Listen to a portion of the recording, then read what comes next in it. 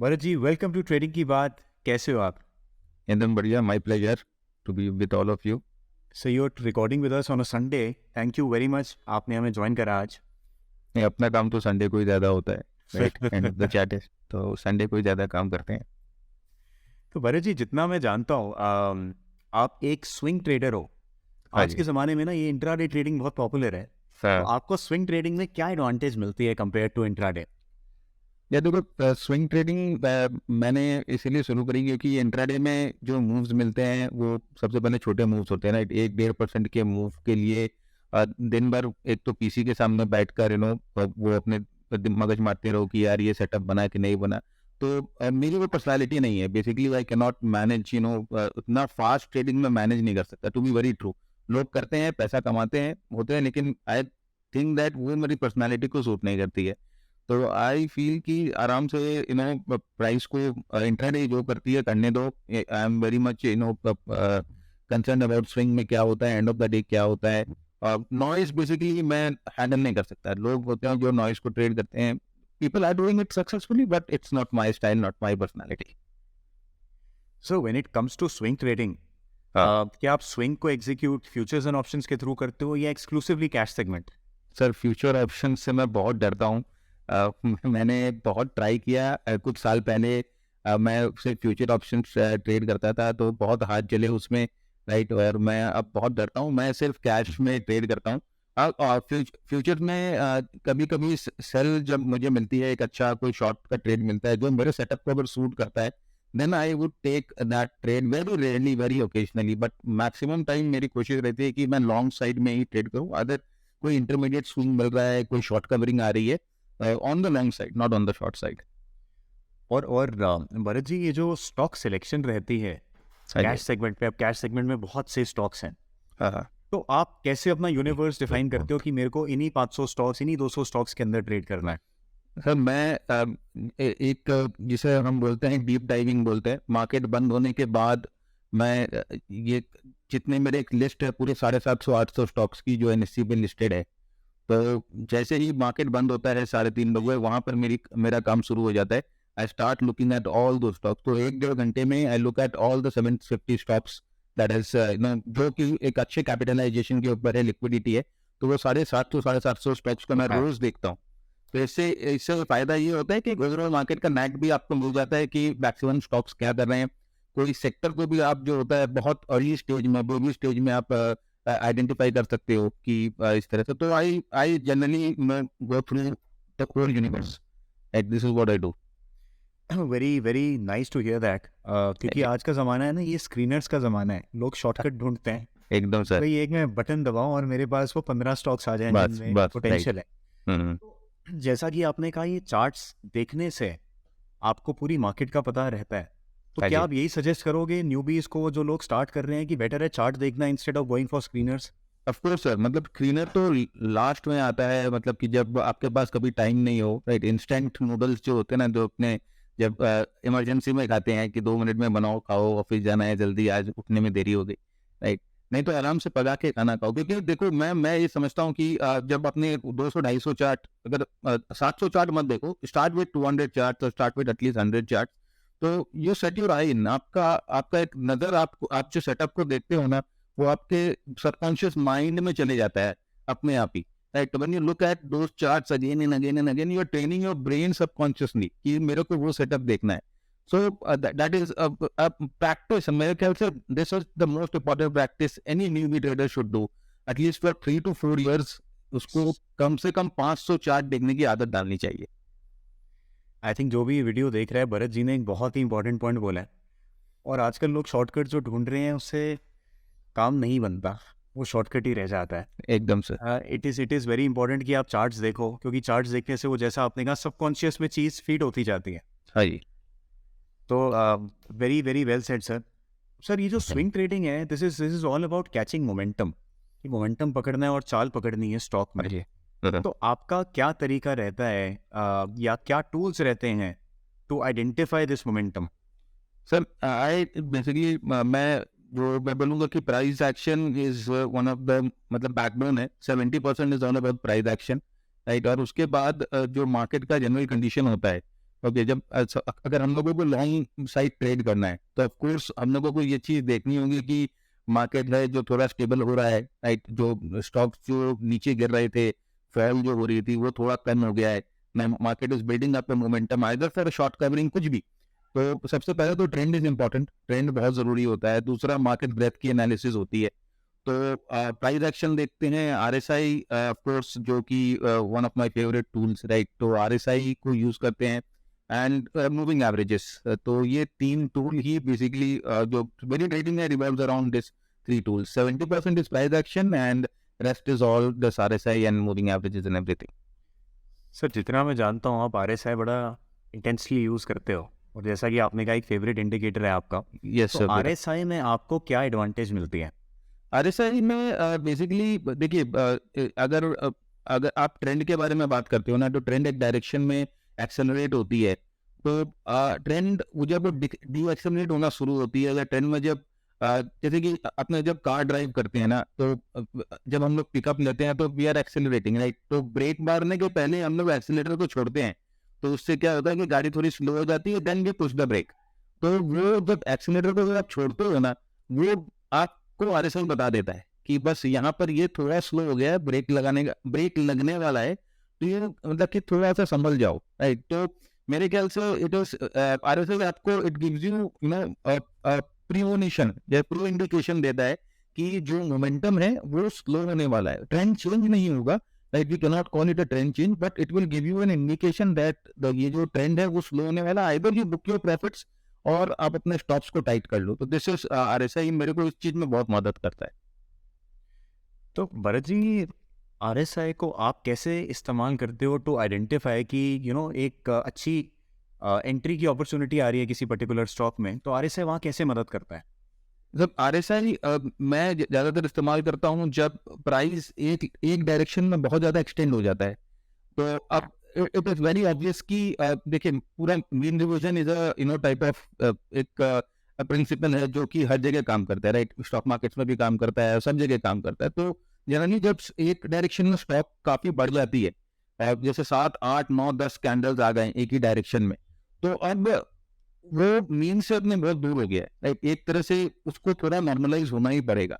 तो उस समय क्या होता है ना कि आरएसआई जो होता है ओवरबॉट जिसे हम बोलते हैं, एक्सट्रीम ओवरबॉट लेवल्स में चला जाता है, हो सकता है 70 के ऊपर जाए, 80 के ऊपर जाए, और फिर वहां पर हम कुछ प्राइस एक्शन को देखते हैं और उसके साथ आरएसआई पे डाइवर्जेंस को देखते हैं, राइट। तो अगर वो प्राइस एक्शन वाला जो हम लोगों का जो सेटअप है वो डाइवर्जेंस के साथ हिट होता है, देन वहां पर हम एक ट्रेड लेते हैं। जैसे कि शॉर्ट का trade generally this is one of the best methods to take not the short trade, क्योंकि जब वो ऊपर जाते रहता है ना, तो लोगों को लगता है कि वो है और ऊपर जाएगा, उसमें और लिक्विडिटी पुश होती है, और वह एक्चुअली उस समय मुड़ने के लिए तैयार होता है। तो आरएसआई और मूविंग एवरेज प्राइस एक्शन को तीनों को मिला के you get a very good setup. वो आपको बता देता है कि यहाँ पर ये ट्रेंड खत्म हो गया है, it's not the time to go long, either go short और टेक योर प्रॉफिट्स।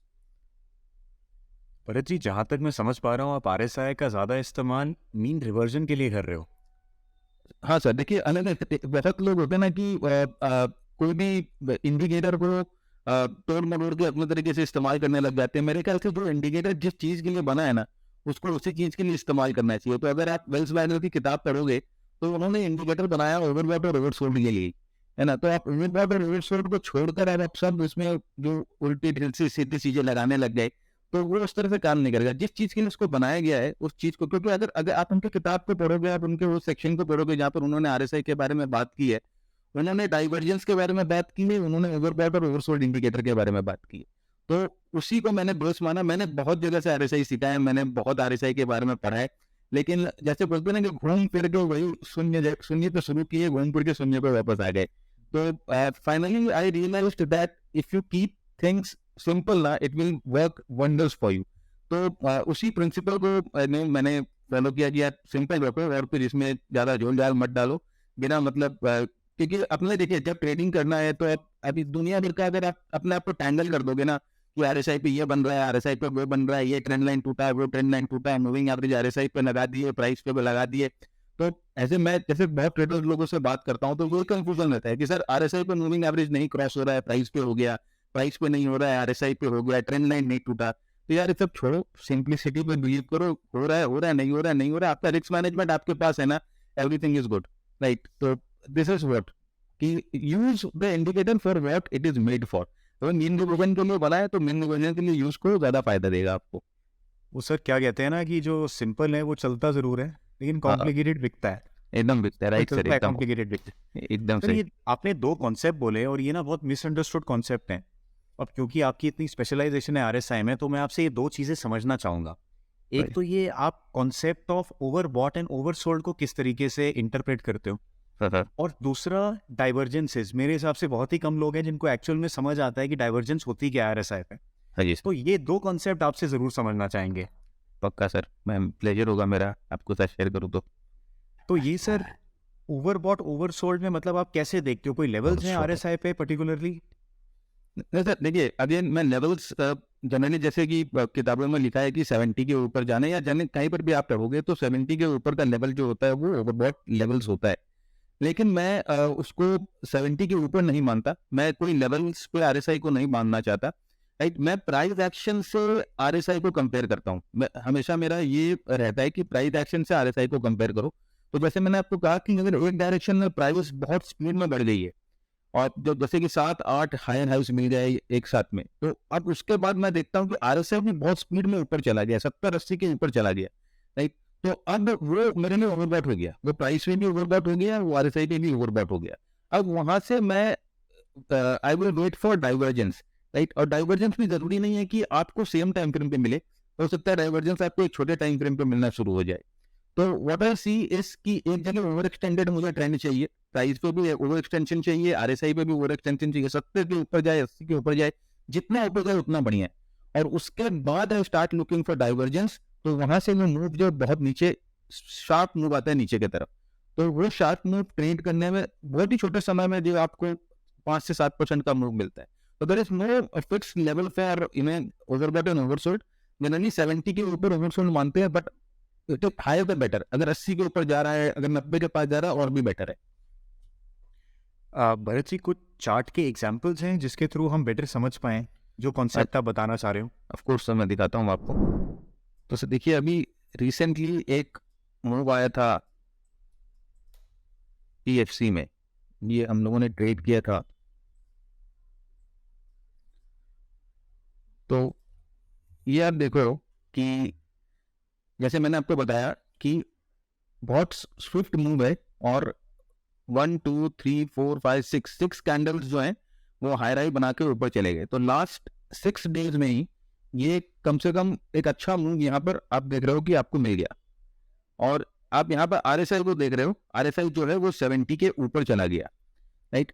तो अब ये देखो, ये मूव जो है यहाँ पर ये कैंडल में अपने को मोमेंटम मूव होता हुआ दिखाई दे रहा है, और यहाँ पर आरएसआई जो है वो 70 के पास है। तो अब ये 7 कैंडल मुझे ये बता रही है कि ये मूव जो है ओवर एक्सटेंड हो गया। आरएसआई भी मुझे बता रही है कि ये 70 के ऊपर चला गया। अब मैं यहाँ पर इंस्टेंटली शॉर्ट नहीं लूंगा, मैं इस लेवल को मार्क कर देता हूँ और एक टाइम फ्रेम नीचे जाता हूँ। ठीक है। अब वैसे मैं अर्ली टाइम फ्रेम पे यहाँ पर आया, तो यहाँ पर देखो अर्ली टाइम फ्रेम पे आरएसआई कहाँ पर था? अर्ली टाइम फ्रेम पे आरएसआई था 90 पे, 90। ओके? तो दिस इज एक्सट्रीमली ओवरसोल्ड, मतलब इसे हम ओवरबॉट, सॉरी, इसे हम मेगा ओवरबॉट बोलते हैं, मतलब कि 90 के पास जा चुका है। और 90 के पास जाने के साथ साथ यहाँ पर आप देखो कि इसमें डाइवर्जेंस भी आपको दिखाई दे रही थी। ये देखो, आपको यहाँ पर आरएसआई पे डाइवर्जेंस भी दिखाई दे रही थी।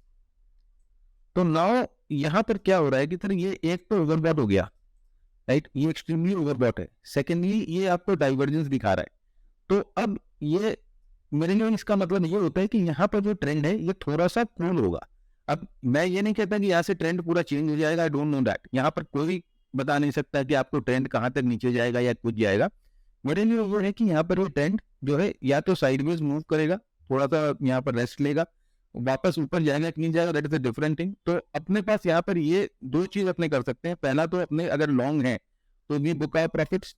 दूसरा, if you want to go short, तो शॉर्ट जाने के लिए सर देखिए यहाँ पर एक बहुत दो मूविंग एवरेजेस में यूज करता हूँ। ये 3 पीरियड मूविंग एवरेज है और ये 5 पीरियड मूविंग एवरेज है, राइट? तो जैसे ही ये मूविंग एवरेज को क्रॉस करता है यहाँ पर, मैं छोटे टाइम फ्रेम पे एक शॉर्ट ले सकते हैं। यहाँ पर ऊपर में स्टॉप लॉस लगाकर you can take a short. Okay. तो ये देखिए एक तरह का मूव, देखिए बहुत एक्सटेंडेड मूव, बहुत आप डेली पे आप देखो कि किस तरह से ये मूव जो है रेगुलर, इसे आप कैंडलस्टिक के इसे रिकॉर्ड सेशन काउंट भी बोलते हैं काफी जन। तो this is how I play with RSI, और भी बहुत चार्ट्स पे आपको दिखेंगे।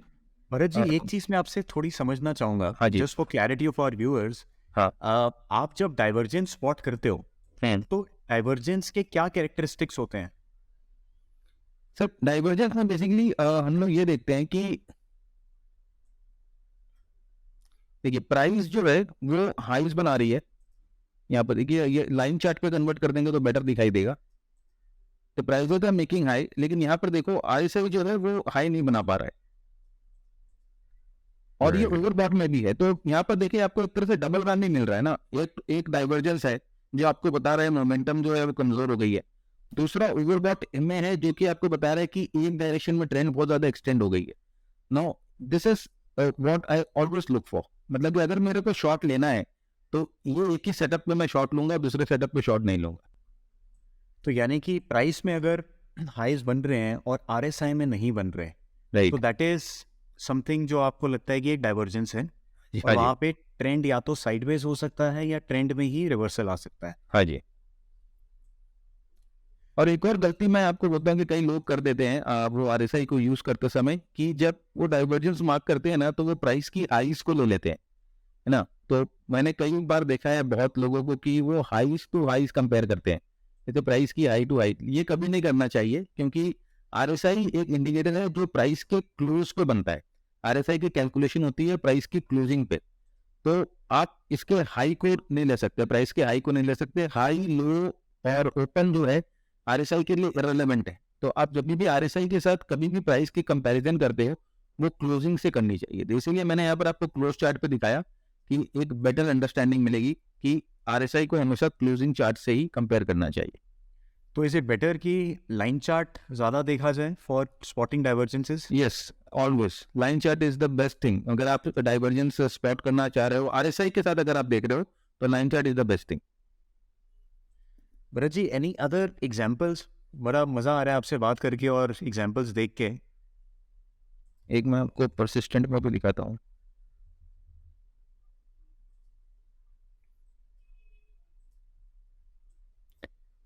तो देखिए सर परसिस्टेंट में ये वाला एग्जांपल आप देखो।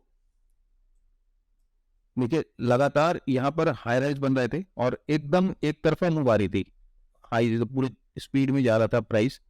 एंड देन देखिए यहाँ पर मैं एक और सिग्नल मैं देखता हूँ, मैं वेब के व्यूअर्स के साथ शेयर कर देता हूँ कि ये जैसे मैंने कहा कि 3 पीरियड का मूविंग एवरेज है, ये 5 पीरियड का मूविंग एवरेज है। और ये देखिए प्राइस जो है वो 3 और 5 पीरियड की मूविंग एवरेज, यहाँ पर 3 पीरियड के मूविंग एवरेज को बार बार एकदम टच करके जा रही थी, राइट। और उसने 3 पीरियड के मूविंग एवरेज को प्राइस ने हमेशा टच किया था। यहाँ पर इस कैंडल ने वो 3 पीरियड के मूविंग एवरेज को छोड़ दिया। देखिए ये जो कैंडल है वो 3 पीरियड के मूविंग एवरेज के बाहर जाके क्लोज हुई। तो ये एक तरह से इंडिकेशन मुझे ये देता है कि यहाँ पर कुछ अलग हुआ है। बिकॉज नॉर्मली आप देखोगे कि प्राइस, आप पीछे बैक टेस्ट भी करो इस सिस्टम को, तो आप देखोगे कि 3 पीरियड मूविंग एवरेज से प्राइस एकदम साथ में चलती है, ओके, पूरा एकदम फ्लर्ट कर रही है, रोमांस कर रही है, जो भी आप बोलो। और यहाँ पर अचानक में इनका ब्रेकअप होता है। तो देर इज समथिंग हैपेंड, कुछ अलग हुआ है यहाँ पर। और यहाँ पर देखो आरएसआई जो है 80 के लेवल्स पे था, तो इस लेवल पे ऊपर जाकर एकदम 80 के लेवल पे आरएसआई है और यहाँ पर ये मूविंग एवरेजेस को छोड़ रही है। तो ये एक इंडिकेशन मुझे देता है कि देर इज समथिंग, मतलब कुछ अलग हुआ है जो नॉर्मल से हटके है। तो ये होते ही मैं इसको आर्ली चार्ट पे कन्वर्ट करूंगा and I will go to the hourly chart. और देखो यहाँ पर आर्ली चार्ट पे जाकर मैं देखता हूँ कि ये मूविंग एवरेज यहाँ पर क्रॉसओवर कर रहा है। यहाँ पर आर्ली चार्ट पे भी अगर आप देखोगे तो आरएसआई 92 के पास था। तो ये इसका वेरिएशन है एक तरह का। तो दिस इज व्हाट ओवरबॉट, मतलब जैसे ओवरबॉट ट्रेड करना है ना तो ओवरबॉट इस तरह से ट्रेड होता है। ऐसा नहीं कि 70 के ऊपर गया तो बेचना शुरू कर दो, आरएसआई ओवरबॉट हो गया, this is not the way. तो ये एक तरीका और है, राइट। और ऐसे बहुत से एग्जाम्पल्स आपको दिखा सकते हैं, बहुत से एग्जाम्पल्स हैं। एनटीपीसी में अभी रिसेंटली ये ऐसा हुआ, ये यहाँ पर देखो आप, ये लगातार देखो प्राइस जो है हाई राइज बना रहा था, एक डायरेक्शन में चल रहा था, और अचानक में इस कैंडल ने क्या किया, ये 3 पीरियड और 5 पीरियड की मूविंग एवरेज को छोड़ दिया। और यहाँ पर आप RSI की रीडिंग देखो, RSI की रीडिंग जो है 70 से ऊपर है। तो ये जैसे मुझे ये इंडिकेशन मिलता है, आई स्विच द चार्ट्स, मैं छोटे टाइम फ्रेम पे आ जाऊंगा, अर्ली टाइम फ्रेम पे, और यहाँ पर मैं वीकनेस ढूंढूंगा। तो यहाँ पर देखो, ये यहाँ पर मुझे ये वीकनेस की थोड़ी सी कंडीशन दिखाई दे रही है कि ये प्राइस जो है मूविंग एवरेज को तोड़ रही है, and then it moves down. और यहाँ पर RSI जो था वो RSI भी 75-80 के आसपास था, तो एक्सट्रीम ओवरबॉट था। तो ऐसे बहुत सारे एग्जांपल हैं, मतलब कि आपके व्यूअर्स जा जाके देख सकते हैं। And this is a very good technique, मतलब कि मेरे लिए काफ़ी ये टेक्निक काम करती है। मैं जनरली अगर जैसे कहा कि मैं अगर शॉर्ट करूंगा तो यही टेक्निक लेकर मैं शॉर्ट करूंगा। ये लॉन्ग्स के लिए भी काम आ सकती है, लॉन्ग के लिए भी मैं आपको दिखा देता हूँ, जैसे कि आप तो यहाँ पर देखो। भरत हाँ जी, जी, बोलिए। जस्ट टू समराइज, बड़ा इंटरेस्टिंग लगा ये कि हम्म, जहाँ पे भी डेली चार्ट पे RSI हम्म, 70 से ऊपर निकलने लग जाए, पहले तो उसको ट्रैक पे रख लो। हाँ जी, जैसा कि आपने कहा कि ऐसा नहीं है कि ब्लाइंडली 70 से ऊपर जाते ही उसको शॉर्ट कर दो, एकदम। बट जो मैं समझ पाया कि जहाँ पे थोड़ी सी वीकनेस आई नहीं, हाँ तो वो आपके रडार पे आ जाता है। और अर्ली चार्ट पे अगर RSI 90 के ऊपर है, हाँ जी, तो that becomes a good zone to spot some weakness, हाँ और वहां से एक पुल बैक अच्छा आ जाता है जिसकी आप एडवांटेज उठा सकते हो। हाँ जी, मतलब 5 से 7% का मूव आपको आराम से मिलेगा। मिल जाता है, ग्रेट। तो देखिए सर, ये ऐसे आप इसको लॉन्ग साइड में भी ट्रेड कर सकते हो। लुक एट दिस, काफी लगातार नीचे एकदम, और यहाँ पर देखिए ये कैंडल जो है ये मूविंग एवरेज को छोड़ देती है, दोनों मूविंग एवरेज को। तो अब अपने इसको अर्ली चार्ट पे कन्वर्ट करते हैं और देखते हैं RSI पे और क्या हो रहा था एक्चुअली।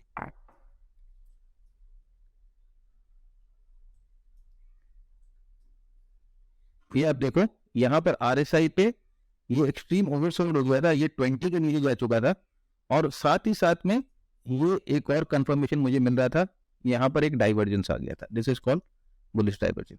और ओवरसोल्ड, ये मतलब इतना मेगा ओवरसोल्ड हो गया है जहाँ पर 20 के नीचे एकदम जा चुका है, वहां पर डाइवर्जेंस आ रहा है। डेली चार्ट आपको बता रहा है कि मूव नीचे की तरफ ओवर एक्सटेंड हो गई है। RSI आपको बता रहा है डेली पे भी कि मूव नीचे आ चुकी है। Then this is a very very good opportunity to trade counter, right. एक काउंटर ट्रेड ले सकते हैं, जिसे शॉर्ट कवरिंग बोलते हैं, जिसे एक स्विंग बोलते हैं, और काउंटर डायरेक्शन में 5 से 7% का मूव आपको आराम से यहाँ पर मिल सकता है। तो ये एक टेक्निक है जनरली जो RSI को यूज करके, मैं एक्सटेंसिवली इसी टेक्निक पे यूज करता हूँ RSI को। बाकी और भी एप्लीकेशन है, बट एक ट्रेडिंग परस्पेक्टिव से मतलब कि अगर आपको यूज करना है तो this is only the, you have to keep it very simple, और कुछ नहीं। सिंपल वर्क्स द बेस्ट, सही यस, कहा ऑफ आपने। कोर्स। हाँ जी, भरत जी, आपने कहा कि जैसे स्टॉक्स जब ये ओवरबॉट रीजन्स में आते हैं और आपको आइडेंटिफाई आप कर लेते हो इनको, हाँ, तो यहाँ पे एक शॉर्टिंग अपॉर्चुनिटी मिलती है। हाँ, तो इन स्टॉक्स लाइक जो नॉन FNO स्टॉक्स हैं, तो हाँ, उनमें हाँ। क्या आप फिर इंट्राडे ढूंढते हो अपॉर्चुनिटीज नहीं, शॉर्टिंग के लिए? नहीं सर, नहीं, मैं इंट्राडे नहीं सुनता। मैंने जैसे कहा कि मैं intraday, it's very difficult for me to set. और उसमें देखिए इंट्राडे में आप उसको कर भी नहीं सकते, क्योंकि 7 डे आपको निकलना पड़ता है। यस। तो मेरे ख्याल से इंट्राडे मैं फ्यूचर ऑप्शंस के ही सेगमेंट में आप कर सकते हो, और अगर आप उसमें ऑप्शन में भी ट्रेड करते हो ना, तो आपको एक अच्छा डायरेक्शनल मूव मिलता है। तो बहुत ऑप्शन में देखिए क्या लोग क्या देखते हैं कि जनरली क्या होना चाहिए कि 2 से 5 दिन के, अगर आप डायरेक्शनल ट्रेड कर रहे हो तो 2 से 5 दिन के अंदर आपका जो मूव आ जाना चाहिए, और फास्ट मूव आना चाहिए अगर हम ऑप्शन लॉन्ग करके करते हैं। तो अगर आप पुट ले लेते हो, अगर आपने यहाँ पर कॉल भी लिया, राइट, तो 2 से 5 दिन के अंदर आप देखो बहुत अच्छा मूव आपको मिल गया और फास्ट मूव मिला, तो एक ऑप्शन बायर के लिए this is the best first strategy. अगर स्टॉप लॉस वो ले लेता है, बहुत छोटा स्टॉप लॉस है, this is one of the best strategy for option buyer to trade. Interesting.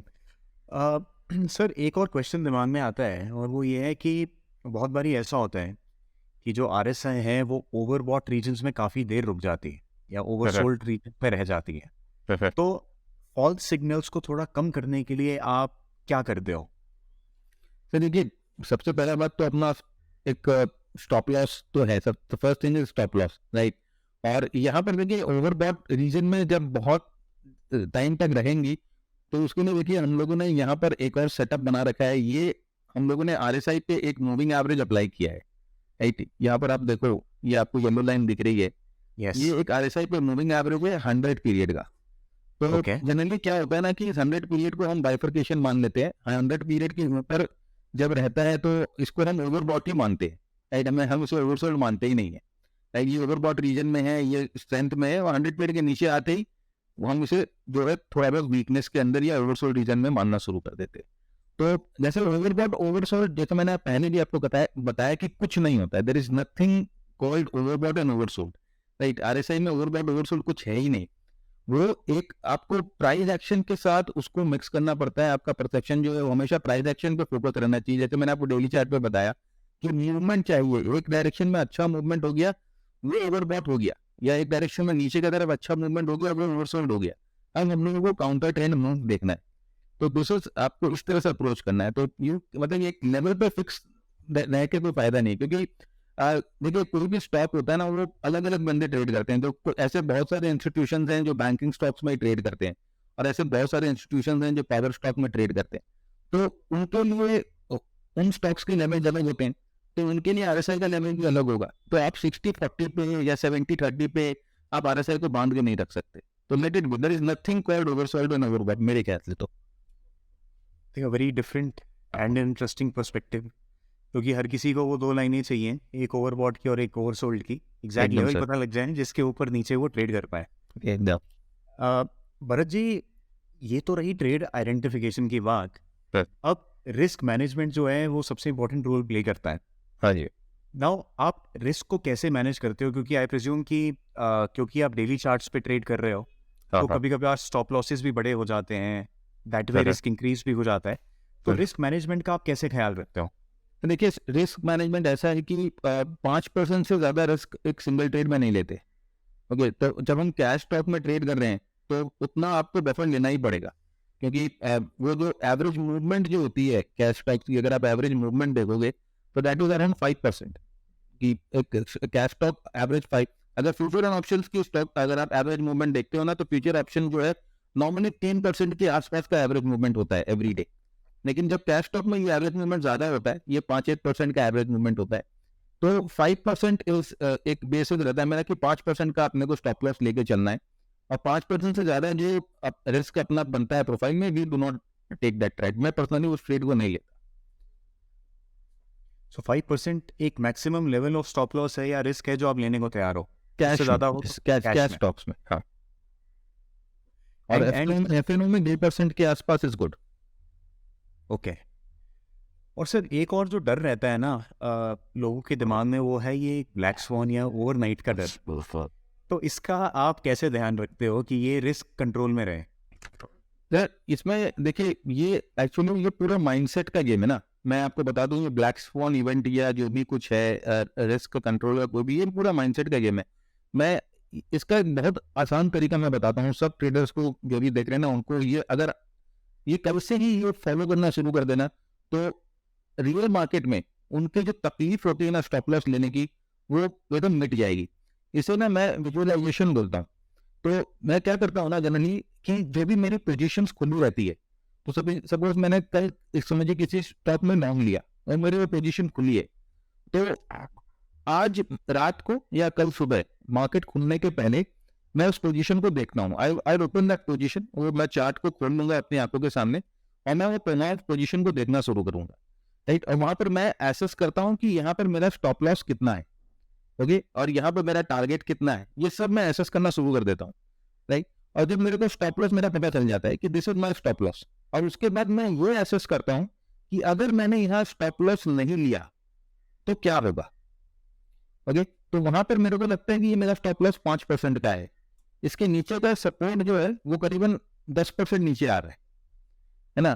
तो अब ये मुझे पता, ये मेरे दिमाग में मैंने अपने आप को ऑलरेडी प्रिपेयर कर लिया कि भाई देख, अगर तू यहाँ 5% का स्टॉप लॉस नहीं खाता है तो तेरे को नीचे 10% का स्टॉप लॉस खाना पड़ेगा, है ना। तो यहाँ पर अगर तेरा लॉस अगर यहाँ 10,000 का हो रहा है, तो नीचे तेरा लॉस 50,000 का होगा। तो ये आपने क्या किया ना, अपने आप को प्रिपेयर कर लिया मेंटली। और जब मार्केट खुलेगा ना, तो उस समय वो जो रेड ब्लू ग्रीन जो स्क्रीन दिखते हैं ना, लोग क्या होता है कि इधर भागते यार इसको काटो, पहले प्रॉफिट बुक कर लूंगी, पहले लॉस को काटो, वो दिमाग में आपके रहेगा ही नहीं। आपका रिस्क मैनेज्ड है, राइट। तो आप वहाँ पर स्टॉप लॉस ले लोगे, वो चाहे ब्लैक स्वॉन हो चाहे कुछ भी हो, राइट, वो कोई मतलब नहीं रखता। और अगर आप अपने मेथड्स को फॉलो कर रहे हो ना सर, तो वो ब्लैक स्वॉन इवेंट के पहले ही आपका मेथड आपको बता देगा। जैसे कि हम लोग जो डिस्ट्रीब्यूशन रूल्स होते हैं, किसने भी अगर बिल विलियम्स की किताब पढ़ी होगी तो वो डिस्ट्रीब्यूशन डेटा कंसेप्ट है। तो वो डिस्ट्रीब्यूशन डेटा कंसेप्ट ना आपको पहले ही बता देगा, बहुत पहले बता देगा कि मार्केट भैया यहाँ पर टैप बना रहा है, राइट। तो आप अपनी पोजीशन से कम निकल जाओ, लॉन्ग शॉर्ट पे मत करो, राइट। वो तो कोई भी नहीं बता सकता कि यहाँ से मार्केट 20% गिरेगा कि 10% गिरेगा कि 5% गिरेगा, लेकिन आपको वार्निंग तो दे सकता है ना कि ये मार्केट जो है अभी लॉन्ग के लिए बढ़िया नहीं है, या there are some sign in the markets that is telling you कि अपने लॉन्ग से निकल जाओ। तो आप ब्लैक स्वान हो या व्हाइट स्वान हो, कोई फर्क नहीं पड़ता sir, you have to be prepared. Preparation is the key. बिल्कुल एकदम सही सर। कहा आपने। और ट्रेडर्स के लिए तो सर यही काम है, और क्या काम है हमारे पास। भरत जी, मुझे लगता है आपको किताबें पढ़ने का बहुत शौक है, एंड एकदम you are sir. Someone who loves to learn new things. Sir तो जो नया आ रहा है मार्केट में या जो और सीखना चाहता है, सर उसके लिए कौन सी किताबें या रिसोर्सेज सजेस्ट करोगे आप? सर देखिए, ये आदत यहाँ पर जो है ना, अपने अपने मार्केट्स में ऐसा है कि आधा से ज्यादा जो 99% किताब ना सब रद्दी है सर। मतलब कि मैंने इतनी किताबें खरीदी है और वो सब रद्दी में बेची है ना। तो इसमें कुछ एक किताबें बहुत अच्छी है, जो कि अगर आप रियली मार्केट को पढ़ना चाहते हैं ना, तो वो जो सिंपल वाली जो किताबें होती है ना, वो आप लेके पढ़ो। मतलब don't go for the complex thing, right. लोग जो है ना शुरू में कॉम्प्लेक्स थिंग, मतलब एल्गो की किताब उठा के ले आएंगे, या कोई वेव्स की किताब उठा के ले आएंगे, कोई ज्ञान की किताब उठा के ले आएंगे, राइट। क्योंकि उनको वही पढ़ना है, वो सोचते हैं कि this is the way to crack the market, right. Start from very simple things, right. Martin Pring की एक किताब है, राइट। अगर आपने वो प्राइस पैटर्न के ऊपर आप वो किताब पढ़ो, 90% आपके मार्केट का जो भ्रम है ना, वो किताब दूर करती है। तो मार्टिन प्रिंग की किताब बहुत ही अच्छी, मेरे that is one of my, मतलब फर्स्ट बुक्स, वो किताब थी जो मैंने पढ़ी थी। फिर एडवर्ड एंड मगे की किताब है जो क्लासिकल चार्टिंग के ऊपर है, उस किताब को पढ़ो। इनके आगे कुछ चाहिए नहीं, this are the Bible, right. William Neil की किताब है how to make money in stocks. तो जब आप किताब खोलोगे ना सर, तो आपको बहुत बोरिंग लगेगा कि यार ये क्या है, ये तो मैं जानता ही हूँ। और सही बात है कि उसमें से आप 99% चीजें जानते ही नहीं। मार्क मैनिनी की किताब है think and trade like a champion. जब आप खोल कर देखोगे तो आपको सब ऐसा लगेगा कि मेरे को सब कुछ पता है, ये तो मैं जानता ही हूँ, ये तो मैं करता ही हूँ। ये वर्क नहीं करता है, एक्चुअल में वो वर्क करता है। आपको इतना सिंपल लग रहा है वो कि आप विश्वास नहीं करते हो कि मार्केट से पैसा बनाना ऐसा सिंपल हो भी सकता है। Risk management is tough thing. Strategy खोजना सर बहुत आसान है, यूट्यूब पे इतने रिसोर्सेज है, आराम से स्ट्रैटेजी खोलो ना, कुछ भी लो, पकड़ो, ट्रेड करना शुरू करो। Thing is risk management. तो अगर आपको किताबें पढ़नी है, start with Martin Pring and price action, very good book. उसके बाद बिल विलियम्स की किताब है how to make money in stocks. उसके बाद मार्क मैनिनी की किताब है trade and think and trade like a champion, very good books. तो दोस्तों, भरत जी ने आप सबको होमवर्क दे दिया है, बस ये 4-5 किताबें पढ़ लो, and I think it is more than enough, at least in the नहीं पड़ेगा बिगिनिंग। सर, कोई भी नहीं पड़ेगा, आई हाँ, कैन कोई गारंटी दैट। ना। सर, एक लाइव एग्जांपल शेयर करता हूँ। I just met someone, and this young girl wanted to learn about the markets. Right. तो मैंने उनको एक किताब दी, ये क्लासिकल अपना टेक्निकल एनालिसिस के ऊपर। हाँ जी। तो वो एक मोटी मोटी किताब है, तो मैंने कहा आप सब बंद कर दो, कुछ ट्रेडिंग नहीं, कुछ नहीं, आप ये जिस दिन किताब मेरे पास पढ़ के आओगे, हाँ आगे हम तब बात करेंगे। हाँ और जी। मेरे पास जो भी सीखने के लिए आता है मैं वही किताब रेकमेंड करता हूँ, बट जैसा कि आपने कहा, पढ़ेगा कोई नहीं। नहीं पड़ेगा सर, कोई नहीं पड़ेगा। कोई 10-20 में से एक बंदा होता है जो वो किताब एंड टू एंड पढ़ लेता है। एकदम सर। भरत जी, जाते जाते आपसे एक लास्ट सवाल पूछना चाहूँगा कि आपके अकॉर्डिंग कौन सी वो कॉमन मिस्टेक्स हैं जो लोग करते हैं रिगार्डिंग प्राइस एक्शन, आरएसआई या समथिंग एल्स, और जो आप बोलोगे कि इन बातों का ध्यान रखा जाए तो वो मिस्टेक्स अवॉइड करी जा सकती हैं? सर सबसे कॉमन मिस्टेक है कि आपकी जो एक्सपेक्टेशंस है मार्केट से, राइट, वो आपको अपनी एक्सपेक्टेशन डिफाइन करनी पड़ेगी। ये तो वो कॉमन मिस्टेक क्या है कि सर ये मेन सबसे बड़ी दिक्कत है। कोई भी नया बंदा जो मार्केट में एंटर करता है ना, उसको लगता है कि मैं गोल्डन गेट में घुस रहा है ना। और उसको लगता है कि बस आज सिस्टम मेरे हाथ में आ गया है और कल से ही होगी पैसे की बरसात, उसको ऐसा फील होता है। और ये जो एटीट्यूड हुआ है इन लोगों का, या जो एटीट्यूड हुआ है ट्रेडर्स का, ये सोशल मीडिया पॉलिफिकेशन के थ्रू हुआ। मतलब कि आज के टाइम पे if you go on Twitter, Facebook, right, वो स्क्रीनशॉट्स वगैरह जो दिखते हैं, वो किसी भी बंदे को एंटाइज कर देगा जिसको पता नहीं है कि वो जो बंदा है वो स्क्रीनशॉट पोस्ट कर रहा है उसने कितना वर्क किया होगा राइट उस मेथड के पीछे, और वो आज वो ये कमा रहा है, तो he would have work like 7 to 10 years right उसके पीछे उस मेथड को फाइन ट्यून करने में। ओके, तो आप लोग सोशल मीडिया देख कर आते हो, jump into this thing right, और आपका जो यू लूज एवरीथिंग राइट, वो तो होता ही। तो इसलिए मैं ऐसे इनिशियली सोशल मीडिया नहीं कहता, मैं तो ऐसा सोशल मीडिया कहता हूँ, ये शोषण करता है लोगों का। Okay, then second thing is that you need money to make money. ये बहुत इंपॉर्टेंट चीज है जो लोगों को समझना चाहिए, जो लोग ट्रेड करने के लिए आ रहे हैं या जो ट्रेड करना चाहते हैं, जिनकी छोटी कैपिटल है ना। ऐसे मैंने देखा है लोगों को, हमारे पास भी कॉल आते हैं, फोन आते हैं कि सर हमारे पास कैपिटल 50,000 का है या हमारे पास कैपिटल 1 लाख का है राइट। तो सर देखिए, 1,50,000 से स्टॉक मार्केट में आप घुसोगे तो पैसा नहीं बनेगा right, you need money to make money. तो ये बहुत इंपॉर्टेंट है कि एक अच्छा कैपिटल पहले आप यू गेट साइड, अपने एक अच्छा कैपिटल साइड करो and then you start trading with it. एक छोटे कैपिटल के साथ मार्केट में कोई भी फायदा नहीं sir, better you go for mutual funds और कुछ वैसा कुछ करो, लेकिन मार्केट में डायरेक्टली स्टॉक्स को ट्रेड मत करो अगर आपकी कैपिटल छोटी है तो। भरत जी, आपने जितनी बातें करी हैं आज एकदम to the point, crisp and clear. I think जो भी ये वीडियो देख रहा होगा ही और शी विल अप्रिशिएट कि आपने हर क्वेश्चन का आंसर बिल्कुल ऑनेस्टली ट्रूथफुली दिया है और टू द पॉइंट दिया है। माय प्लेजर सर, बहुत मज़ा आया आपसे बात करके। Thank you for sharing so much knowledge with us and आपसे दोबारा बात करने का मौका मिलेगा तो ज़रूर आपसे कुछ और सीखेंगे। But for today thanks a lot, thank you for joining us. My pleasure, looking forward.